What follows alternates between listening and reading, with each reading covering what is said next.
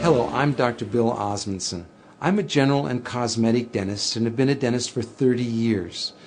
Before that, I received a master's in public health in nutrition and health education.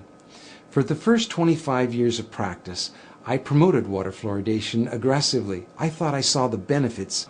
It wasn't until I actually looked at the information myself and sat down and looked at the different government agencies and the different reports and the studies that I began to realize that fluoridation was a problem. One of the first things I did is I looked at my tube of toothpaste. It says drug facts. I know it's a drug. If I were to give it to you, it'd have to be a prescription. That's for swallowing. When it comes to toothpaste, it also says don't swallow. And if you do swallow, contact a poison control center. Well, the amount of fluoride that they're talking about is a pea-sized amount of fluoride. You probably don't see that in advertisements, a pea-sized amount of fluoride. Usually when I see an advertisement, it looks more like a Dairy Queen ice cream cone. That amount is 1/4 milligram of fluoride. Well, that's the same amount of fluoride as what we find in 8 ounces of water. 1/4 milligram of fluoride, 1/4 milligram of fluoride. Don't swallow. If you do, call the Poison Control Center. One of the things that concerns me is water fluoridation for infants. The American Dental Association and Center for Disease Control recommend that infants not receive water for drinking nor for making their formula. It's 250 times more concentrated in fluoride than mother's milk. We shouldn't fluoridate water and harm our most vulnerable. The next thing I looked at was dental fluorosis. These are the white and brown spots on the teeth. The only thing that causes dental fluorosis is fluoride.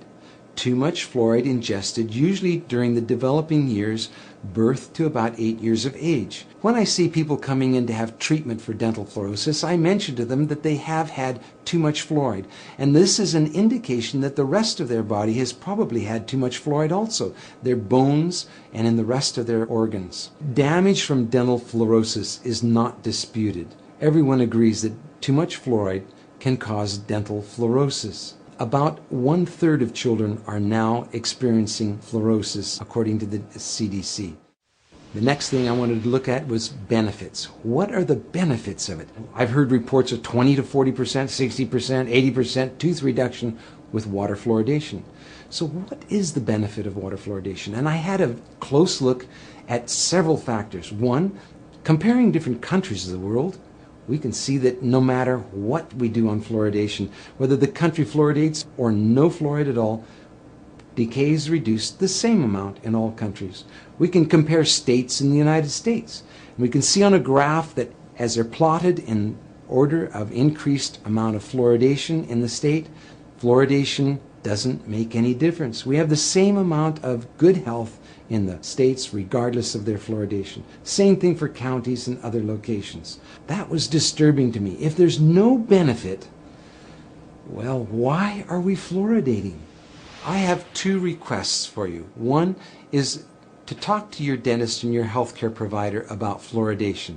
Ask them if they've seen the National Academy of Science report on fluoridation. Give them information that they may not have on water fluoridation and excess fluoride exposure. That helped me when my patients casually, calmly, quietly said, have a look at this. This doctor, this dentist is concerned about water fluoridation. What do you think?